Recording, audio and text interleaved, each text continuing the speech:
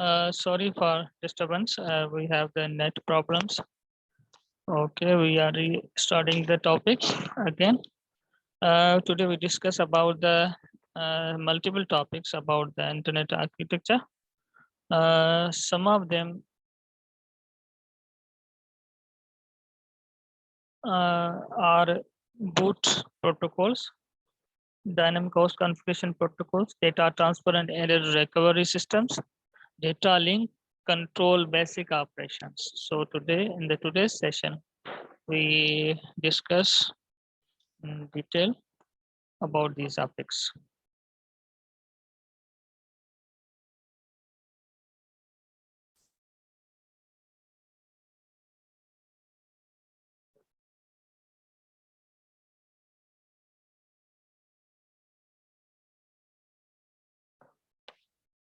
So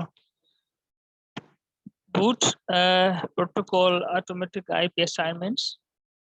When we start up, then boot protocol automatically start working and configure the addressing issues. It was launched in 85 and till 93 it was the only system to manage these type of the issues. उसके बाद इसको replace किया है 93 में dynamic host configuration protocol. इस boot peak जो है static है, मतलब एक दफ़ा जो चीज़ आपने उनको प्रोटोकॉल को सिस्टम को वंस जो है हम उसको अपडेट करते हैं, उसके बाद उसको चेंज नहीं करते। ये जिसकी वजह से इसको डायनामिक होस्ट कॉन्फ़िगरेशन प्रोटोकॉल ने रिप्लेस किया। आज अभी तक इसकी सक्सेस ये है कि अभी तक आज तक जो है dynamic host configuration protocol still widely used today's network systems. इसकी जो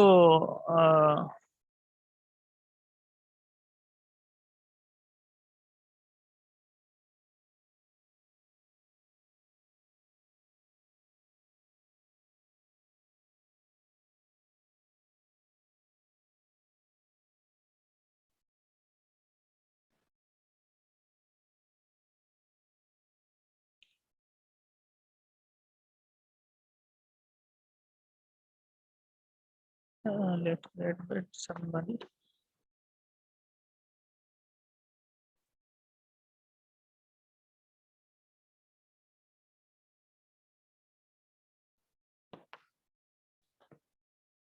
हाँ, बूट पी जो है ये पुराना सिस्टम है 85 से लेके 93 तक।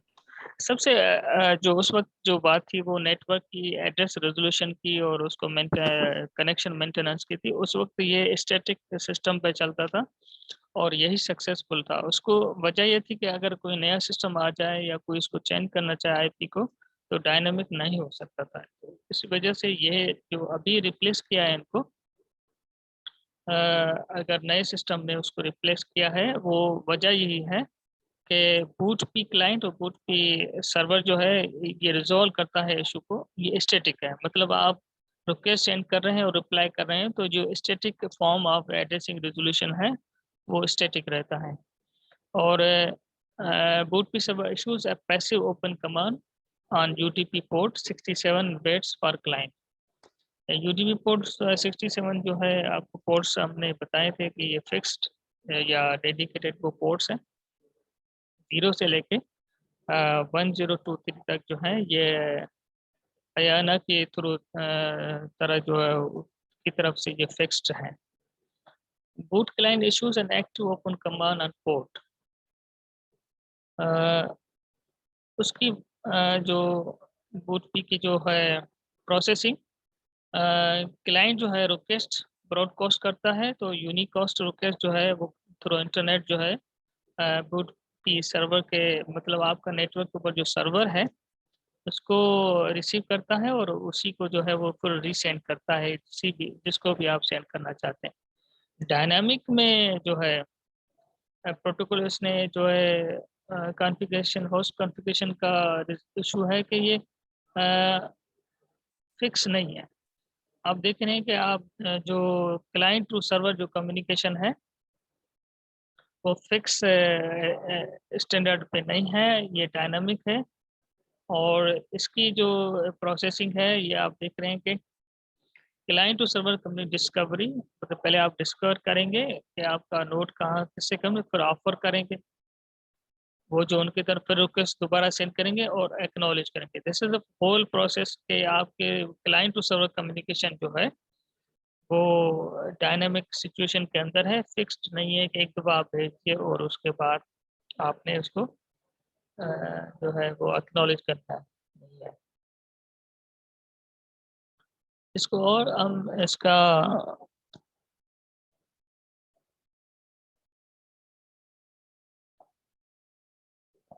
व्यू देखते हैं कि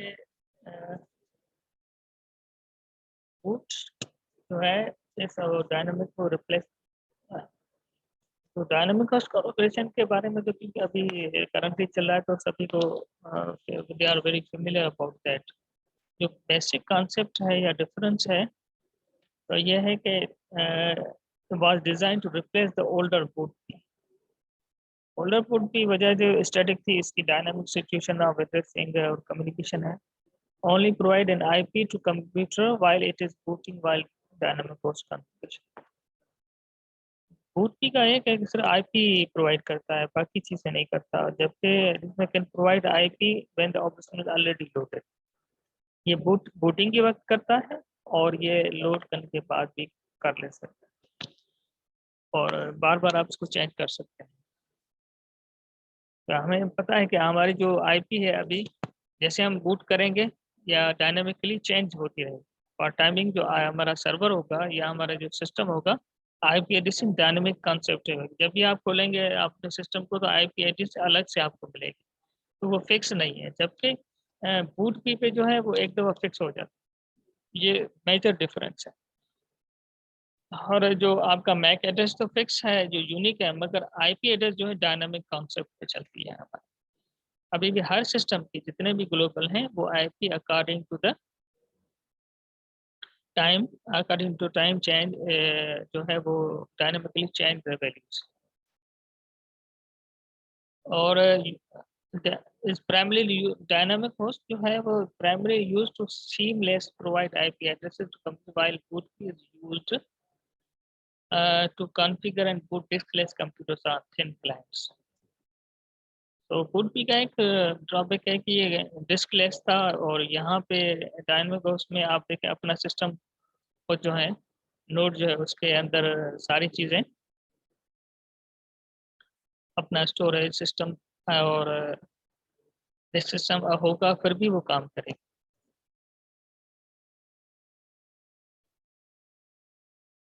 Boot has a 30-day lease on the IP address as a default, while dynamic host configuration only sets 8 as a default.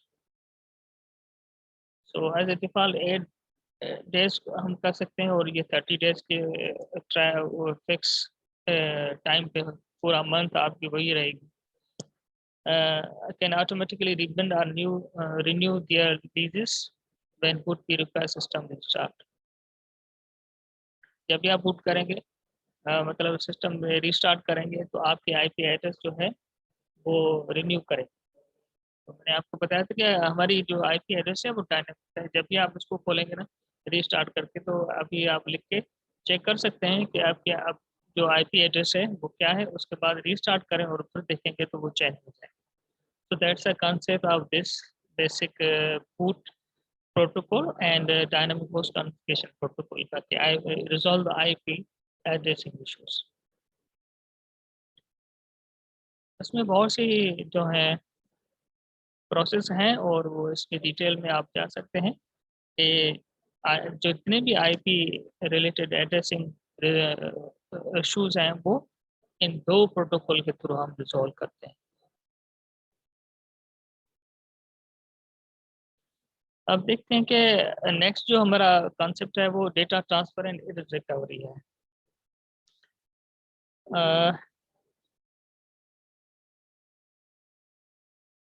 Data error recovery and data transfer की जब हम कम्युनिकेशन बिटवीन टू नोड्स और systems करते हैं तो हमें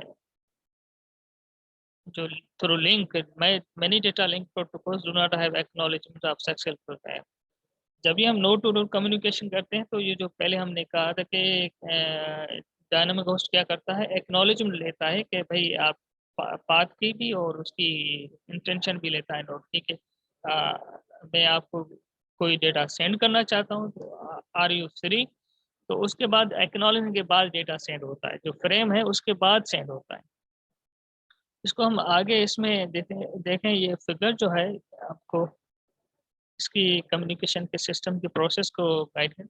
A B C D तक अगर हमने डेटा सेंड करना है तो we have through this link, के हमने नोड ए को थ्रू डेटा सी को और सी के थ्रू जो है डी को, डी इज द डेस्टिनेशन। तो 3 links we need to communicate with D. Operations on 3 links between 4 machines.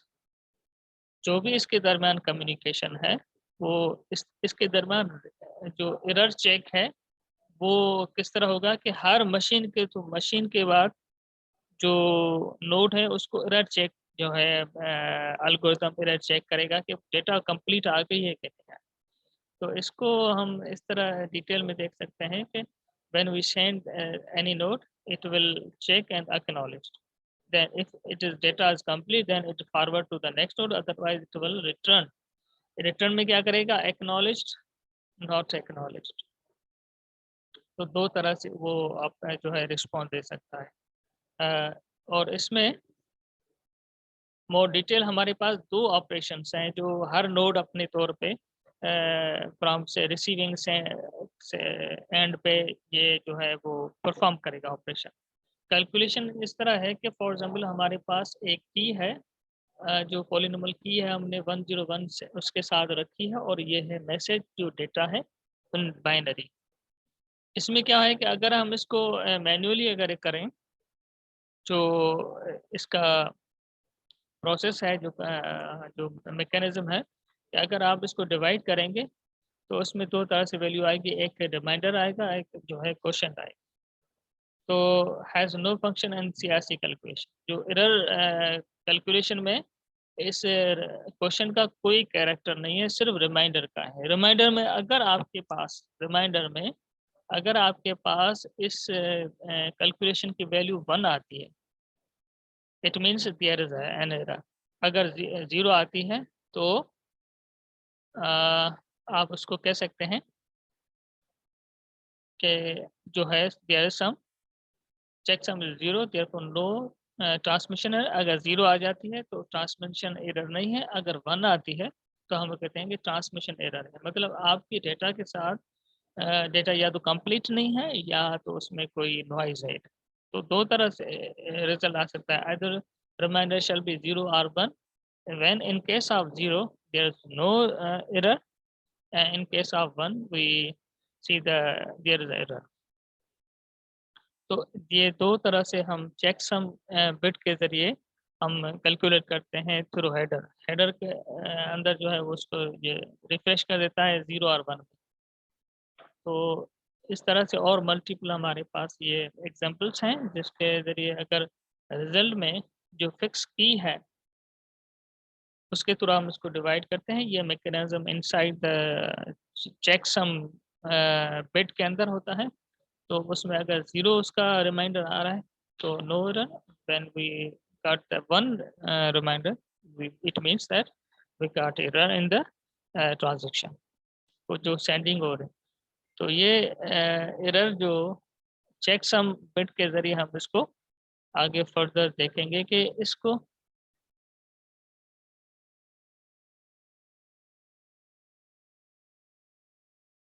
आगे हम इसको चेकआउट करते हैं कि ना ठीक है। थर्ड जो टॉपिक है हमारा उसमें हम इसको क्लियर करेंगे कि ये एरर्स हैं। Basic operation using data link control operations. So what is the DLC? DLC के बहुत से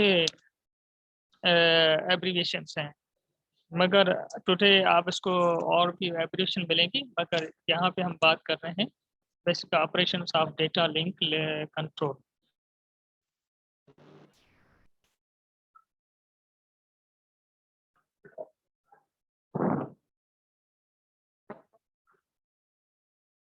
ओके गाइस,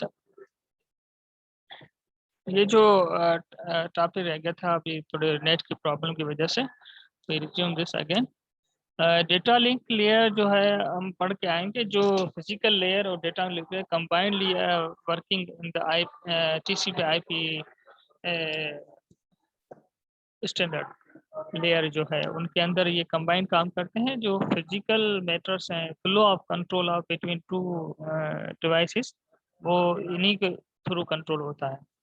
तो जो फ्रेम्स हैं वो बिटवीन टू डिवाइसेस कैसे कम्युनिकेट करते हैं, और how we control these data transaction between two, और how we control the error system through these layers. इसको थोड़ा फिगर में आते हैं, तो इसमें यहाँ पे for noiseless channels and for noisy channels, दो तरह से हमारे पास मैकेनिज्म्स हैं। नॉइजलेस चैनल्स वो हैं जिसमें हमें डेडिकेटेड चैनल्स हैं जहाँ पे एरर रेशो नहीं होता। मतलब आप एक डेडिकेटेड लाइन लेते हैं और उसमें कोई दूसरा आ नहीं सकता, पब्लिक लाइन नहीं है। तो that's why for noiseless channel के हम डेडिकेटेड लाइन के थ्रू जाते हैं। फॉर एग्जाम्पल जैसे टेलीफोन लाइन है, आप 1 to 1 बात कर रहे हैं, तो वो नॉइजलेस चैनल है, क्योंकि दूसरा उसमें आ नहीं सकता। तो अगर आप ब्रॉडकास्ट लेवल पे जा रहे हैं जहां मल्टीपल चैनल्स एडेड हैं, मल्टीपल नोड्स काम कर रहे हैं, तो वहां पे we need some mechanism to resolve the noise और एरर्स। तो दो तरह से प्रोटोकॉल काम करते हैं जब भी हम फ्रेमिंग को कंट्रोल करते हैं, depending on the channel mode, channel कौन सा है। तो अगर नॉइजलेस चैनल है तो सिंपलेस्ट एक सादा सा है, जैसे स्टॉप एंड वेट। वो अगर फॉर एग्जाम्पल बिजी है तो स्टॉप एंड वेट, अगर वो फ्री है तो फिर वो रिसीव कर लेगा। जैसे हम किसी को कॉल करते हैं फ़ोन नंबर के थ्रू, तो जो नंबर अगर बिजी है तो वो हमें सिंपल सा वे है स्टॉप एंड वेट, अगर बिजी है। अगर नहीं है तो वो रिसीव कर लेगा। जबकि for noisy channel stop and wait, ARQ, go back and ARQ, select to repeat and ARQ, 3 methodologies apply होंगी अगर हम ब्रॉडकास्ट सिस्टम में होंगे और नॉइज सिस्टम में होंगे। जो नॉइजलेस चैनल्स हैं उनके अंदर simplest and protocol stop and wait protocol apply होता है। तो उसमें जो चीज़ें नज़र आ रही हैं आपको इस फिगर के थ्रू जो हम बात करें, let's first assume we have an ideal channel. Ideal channel का मतलब है dedicated channel which no frames are lost, duplicated or corrupted. We introduce two protocols for this type. Ideal channel का मतलब है कि डेडिकेटेड लाइन, आपकी एक dedicated line है, एक रिजर्व लाइन है, वो एक उसके तहत हम जो है वो उसे आइडियल चैनल कहते हैं। कि आप डेडिकेटेड लाइन लेते हैं, जैसे हमारा इलेक्ट्रिसिटी का इलेक्ट्रिक डेडिकेटेड लाइन लेता है तो वो 24 घंटे चलती है, उसमें कोई रिटर्नेंट नहीं आता, कोई उसमें फॉल्ट नहीं आता। तो हमारे पास दो तरह से प्रोटोकॉल देखें। सिंपलेस्ट प्रोटोकॉल है means no flow and error control, error हो ही नहीं सकती। मतलब उसमें अगर आप सिंपल सा एक वन वे है तो एरर कंट्रोल सिस्टम की आपको जरूरत नहीं है। स्टॉप एंड वेट अगर वो बिजी है। So this is the figure shows here algorithm for sending side, algorithm for receiving side, repeat forever। यहाँ से सेंडिंग एंड और रिसीविंग का जो मैकेनिज्म है, ये data link and physical layer, जो फ्रेम डेटा जो यहाँ से पैकेट में इसको कन्वर्ट करते हैं दोनों, और इस फ्रेम को जब सेंड करते हैं तो इन द बिट्स स्ट्रक्चर जहाँ में हेडर और ट्रेलर के साथ पेलोड होता है, उस पेलोड को जो है यहाँ रिसीव किया जाता है, फिर उसकी एक्नॉलेजमेंट सेंड की जाती है। और एक्नॉलेजमेंट सेंड करने से जो है वो पता चलता है कि data completely received on the target. और ये इसका लॉजिकल फ्रेमवर्क है। आपने सेंडिंग फ्रेम सेंड किया, अराइव्ड, और दूसरा फ्रेम सेंड किया, अराइव्ड, एक्नॉलेज किया, तीसरा फ्रेम किया, टाइम स्लॉट के अंदर हम उसको सेंड करते हैं A to B नोड के थ्रू। तो जहाँ रिसीव हो जाता है वो एक्नॉलेज कर देता है, और हर फ्रेम की जब तक एक्नॉलेज नहीं आएगी, कंप्लीट नहीं आएगी, तो दूसरा फ्रेम जो है वो सेंड नहीं होगा। This is the simplest concept.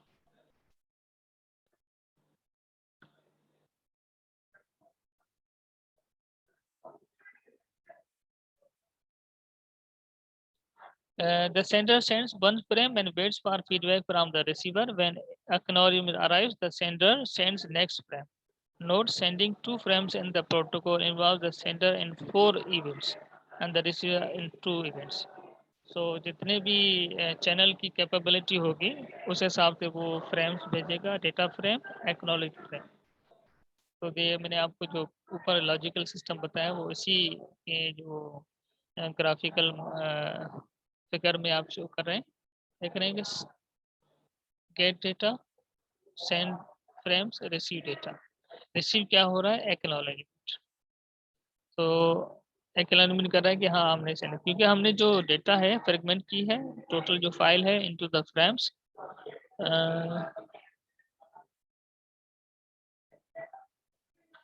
ये उसकी पूरी डिटेल्ड है। फ्रेम सेंड किया, उसके एक्नॉलेजमेंट आने के बाद अराइव्ड, उसके बाद जब वो अराइव होगा ऑन द सेंडर साइड तो फिर दूसरा फ्रेम जो है हम सेंड करेंगे और इसको हम simplest noise in the noisy channel अगर हम देखें तो हमारे पास दो तरह से मेजर जो है मैकेनिज्म है। Stop wait ARQ, sliding windows ARQ, no go back and select to reject.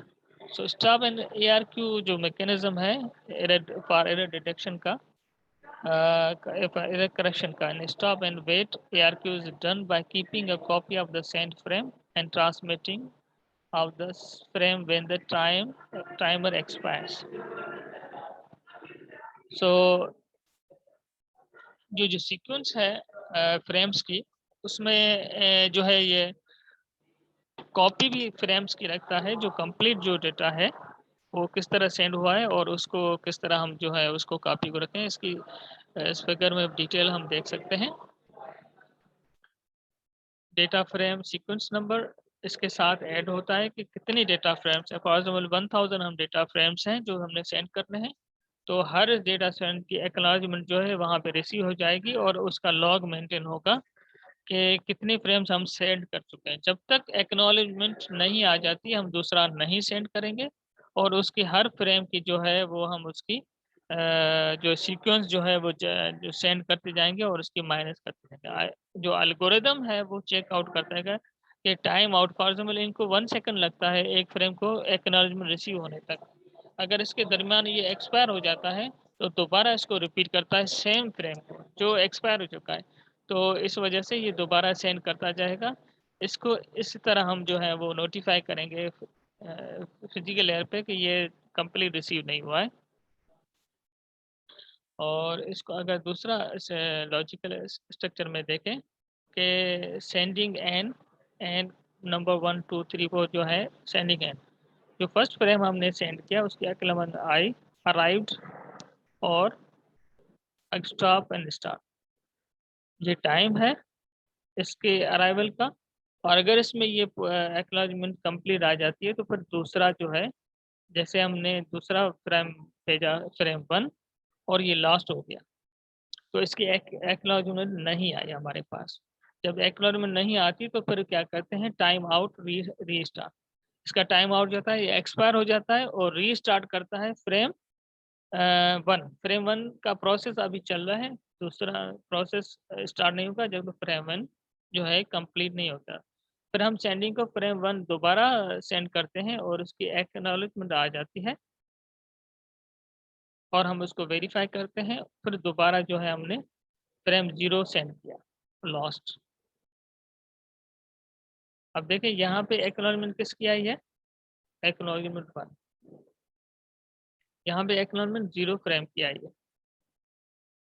तो देखें कितना फर्क है कि एक्नॉलेजमेंट जो है किसी और फ्रेम की आ गई है और हमने यहाँ पे इसको लॉस कर दिया, फिर रीसेंड किया 1 को, यहाँ पे एक्नॉलेजमेंट उसकी आ गई है और हमने दोबारा जो है इसको सेंड किया है।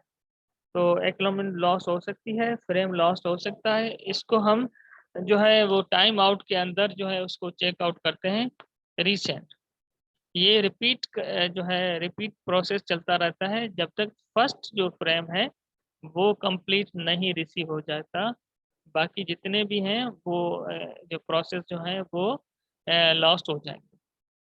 सो जब तक 0 फ्रेम कंप्लीट नहीं हो जाता जो है फ्रेम 1 जो है, क्योंकि ये एक सीक्वेंस जनरेट हो रही है, तो सीक्वेंस में 0 1 2 3 4 फ्रेम जनरेट होते हैं। उसकी एक्नॉलेजमेंट हमने एक्नॉलेजमेंट 1 की आई, हालांकि हमने 0 यहाँ पे भेजा था ना, तो एक्नॉलेजमेंट 1 की आई, तो इसको हमने यहाँ पे 1 लॉस हो गया, और यहाँ पे हमने 1 भेजा तो 0 की एक्नॉलेजमेंट बाद में आई, और 1 अभी कंप्लीट हो भी गया था, मगर इसके दौरान जो है वो हमने दूसरा फ्रेम सेंड किया, उसकी जो है एक्नॉलेजमेंट पहले से आ गई।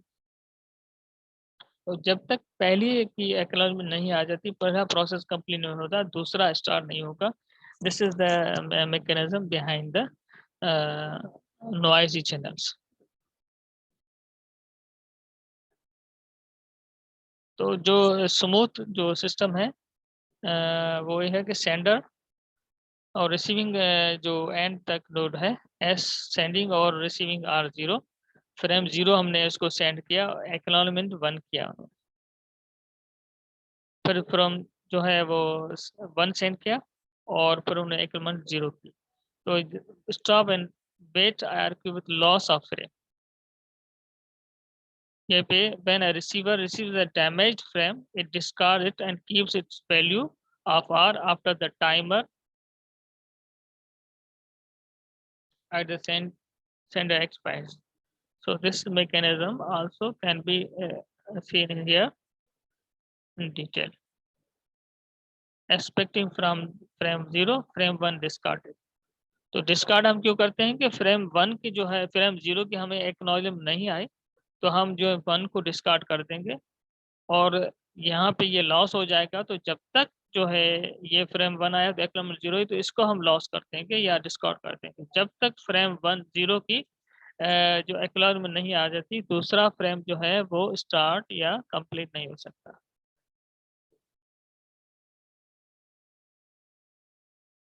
So this is the methodology we applied to maintain these kind of issues.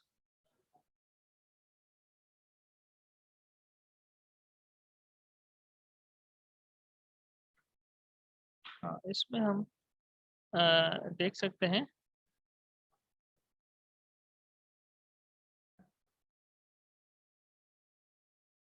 assessing the media data link layer, supporting connecting to upper layer services. इसमें हमारे पास जो डेटा लिंक के साथ कम्युनिकेट करता है, वो network is 2 or more devices connected to a more common mediums, और इसके अंदर जो मैकेनिज्म है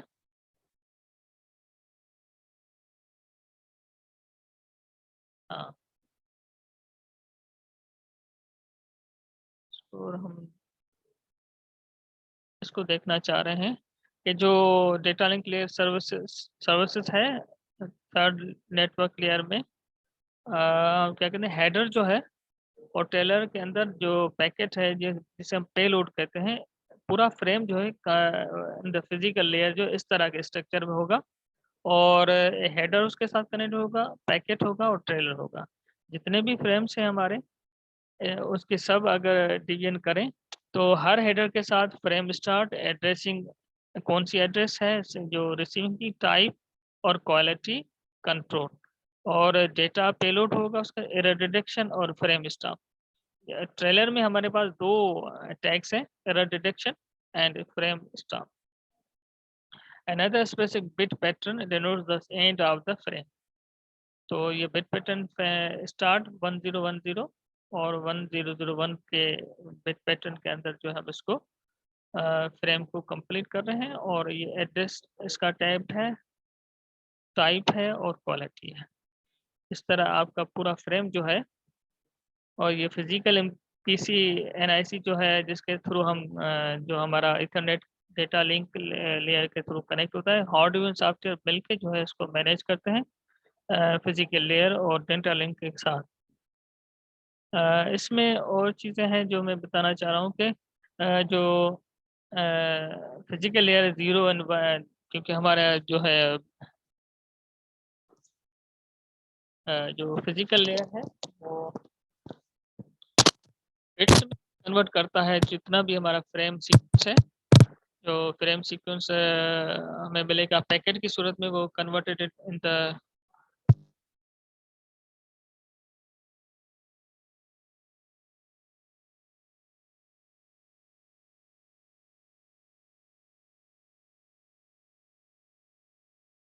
फिजिकल लेयर इसको कन्वर्ट करता है।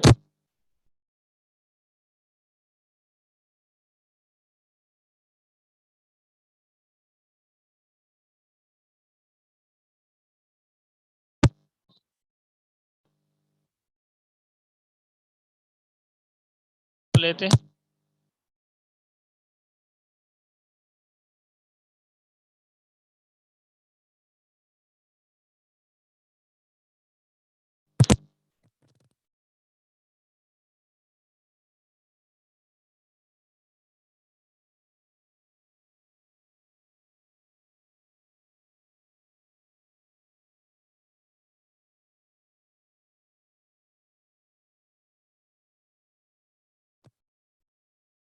प्रोटोकॉल में हम होते हैं, उसका जो है 802.5 है।